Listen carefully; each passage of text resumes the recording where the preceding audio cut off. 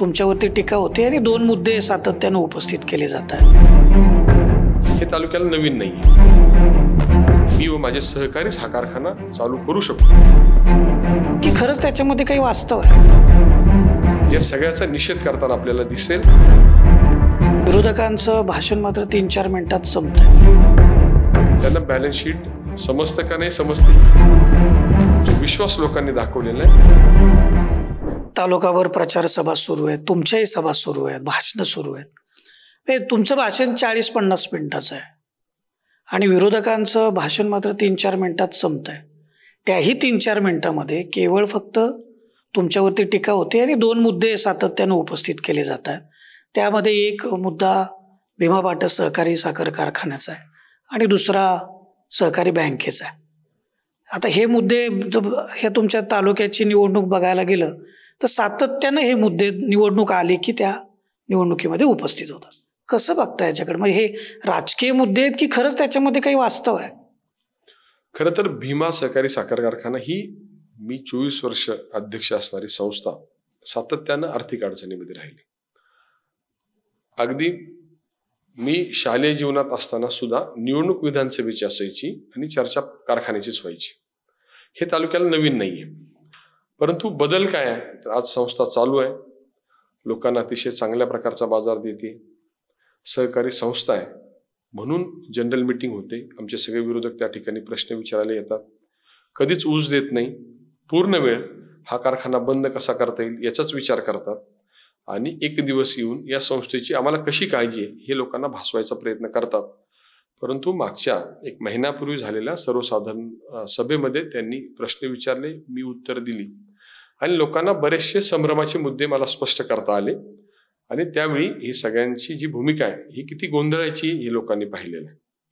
आणि त्यामुळे आता खरं तर ते कधीच कारखान्याची निवडणूक लागली तर अर्ज भरत नाही, या संस्थेला मदत करणं दूर नेहमीच या संस्थेला अडचणीत आणण्याचा प्रयत्न करतात आणि निवडणुकीला त्याचं भांडवल करण्याचा प्रयत्न करतात। पण माझ्या दृष्टीनं आता आम्ही योग्य टप्प्यावर आहोत, योग्य दर दिलाय। मागच्या वर्षी 5,000 टनानं हा कारखाना चालवला, यावर्षी 10,000 टनानं चालवतोय। कामगार जे कार्यरत आहेत त्यांचा पगार वेळेवर होतोय, सभासदांचा पगार पेमेंट्स वेळेवर होत आहेत आणि त्याचबरोबर तोडणी वाहतुकीची पेमेंट सुद्धा वेळेवर होत आहेत। हे पहिल्यांदाच घडतंय। शेतकरी वर्गामध्ये अतिशय आनंद आहे आणि यांनी कितीही प्रचार केला तरी त्याचा कुठलाही दुष्परिणाम हा त्यांना जो अपेक्षित आहे तो होणार नाही आणि मतदार यावेळी पत्रिकेच्या द्वारे मतदान यंत्राच्या द्वारे या सगळ्याचा निषेध करताना आपल्याला दिसेल। सहकारी साखर कारखाना अडचणीत आला त्यावेळी हक्क माझ्यावरच दाखवला, तक्रारी माझ्याकडेच केली, नाराजी माझ्यावर व्यक्त करत असताना या तालुक्यातील जनतेला माहित आहे की मी व माझे सहकारीच हा कारखाना चालू करू शकतो। तर त्यांनी जो विश्वास दाखवला त्या विश्वासाला कुठे तडा न जाता आम्ही काम केले आणि पुढच्या काळामध्ये ही अडचणीतली संस्था ही आम्ही व्यवस्थितपणे लोकांच्या सेवेमध्ये, लोकांच्या ऊसाच्या जे काही आपल्याला प्रक्रिया करायची त्या संदर्भामध्ये अतिशय सक्षमपणे चालवतोय आणि त्यामुळे लोकांच्या मध्ये त्याचा आनंद आहे। आज जर पाहिलं तर आम्ही कर्जबाजारी कारखाना वर्षानुवर्ष चालवतोय, आजूबाजूला कर्जमुक्त असणारे कारखाने आज कर्जबाजारी होऊन विकलेही गेले, काही सहकारी झाले, काही खाजगी झाले, काही बंद पडले।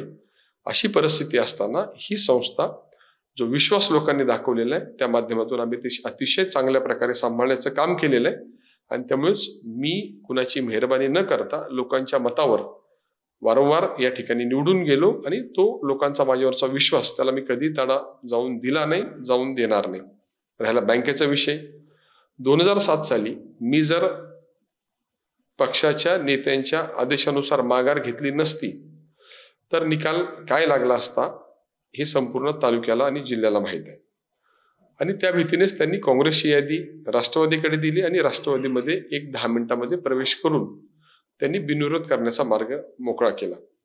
तर बँक कोण चालवतं हे सगळ्यांना माहीत आहे, बँकेचा प्रमुख कोण आहे हे सगळ्यांना माहीत आहे आणि आमचे जे विरोधी उमेदवार आहेत त्यांना बॅलन्स शीट समजतं का नाही समजतं हेही लोकांना माहीत आहे। त्यामुळे त्यांच्या ज्ञानाच्या आधारे बँक चालत नाही हे आमच्या तालुक्यातील जिल्ह्यातील जनतेला माहीत आहे आणि बँक कोण चालवतं हे त्यांनी सांगण्याची आवश्यकता नाही, पूर्ण जिल्ह्याला ते माहीत आहे।